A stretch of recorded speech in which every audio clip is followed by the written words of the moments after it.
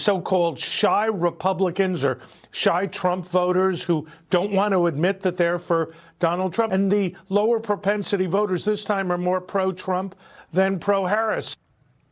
And this latest poll also revealing swing state voters' top concerns. They are the economy, followed by abortion and immigration. Trace. Marianne, thank you. Let's bring in California GOP Chairwoman Chairwoman Patterson, Independent Women's Law Center Director May Mailman, and Democratic Advisor and Strategist Melissa DeRosa. Thank you all for coming on. May Mailman, to you first. John Fetterman says that Trump has a connection to Pennsylvania voters. Watch.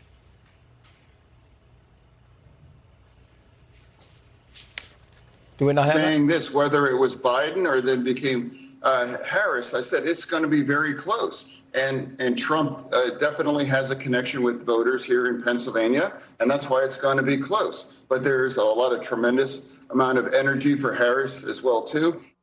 And May, it really could all come through Pennsylvania. It really could. And, you know, good for John Fetterman for going on Joe Rogan for several hours, even though Kamala Harris couldn't do it. She could just do a few seconds on SNL. But it's true. Trump has a connection with Pennsylvania, not only because he was shot there and all the enthusiasm, but things that people forget, like the East Palestine. That was Ohio, but that's on the Pennsylvania border. These people are culturally very similar in Ohio and Pennsylvania, and they feel his attention to the working class. They feel his attention to taking down the Washington establishment and fighting for them. So, yes, I do think that there is a connection there. Does connection mean they're going to show up and vote? That's the real question. It really is. Melissa DeRosa, to you now, because Kamala Harris is running different ads. We're talking about the Middle East on Israel in Michigan than she's running in Pennsylvania. Watch this, and I'll get your comment. I will always ensure Israel has the ability to defend itself. What has happened in Gaza over the past 9 months is devastating. We cannot allow ourselves to become numb to the suffering. Does it come across as disingenuous to run separate ads in separate states, targeting and saying different things to different people, Melissa? No, listen, this is politics. And you have Donald Trump, who goes out and speaks very passionately about Jewish issues in Israel. And then you see him in Dearborn, Michigan 2 days ago, courting the Palestinian vote. And I don't see him in that diner saying, we can only end the war if you release the hostages. So, of course, you're going to have different tailored messages to different audiences. What you really have to watch for is the flip-flops. Donald Trump came to New York and said he's going to fix SALT when he broke SALT. So in the last final days, it's right the voters are skeptical. But I think in that instance, it's not an inconsistent message.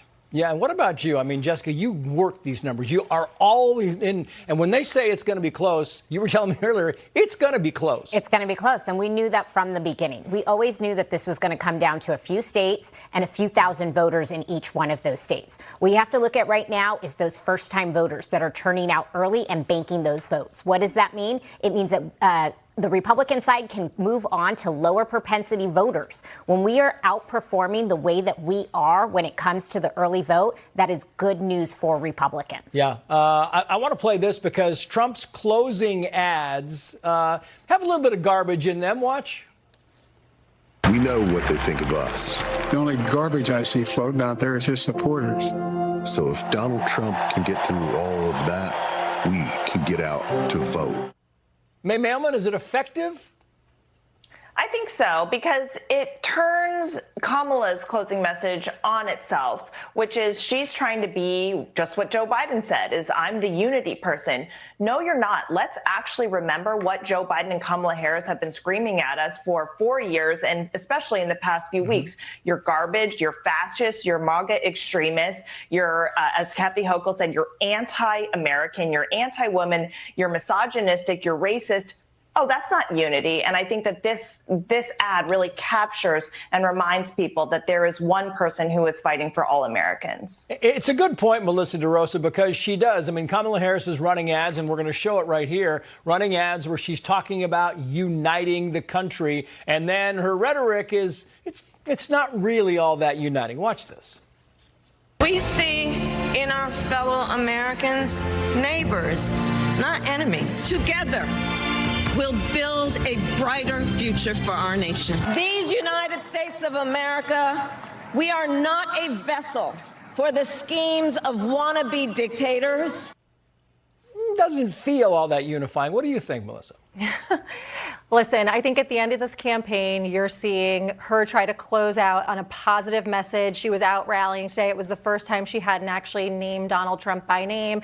But unquestionably, it was a screw up by President Biden to say what he said, what Kathy Hochul said this weekend, what was said about Republican women around Trump the last several days. I think all of the surrogates would do well to shut up and to let the principals take this thing over the finish line. And it does muddy the message. I think there's been too much negativity on both sides. And at the end of the day, voters want to hear what you're going to do for them. And that's why she's closing out on positive. I mean, they're both going crazy tomorrow, Jessica. That's the whole point. You got all these. Trump's going to hit 4 different rallies, right? Kamala Harris is going to be busy. Is it affected? Does it matter? Or is this thing, is it people are done? They're going to go and they're going to vote how they're going to vote? I think the turnout is the most important. I do think that people largely have already made up their mind. They are not changing a lot of people's minds, but what they are doing is turning them out, and that is what is going to make the difference. We have so many close races, not just the presidential, but these down-ticket races too, where the turnout is going to make the difference. Yeah, it's fascinating. Jessica, Melissa, May, thank you. We appreciate your time. Thank you. The dueling approval ratings. This is sort of an albatross for Harris here.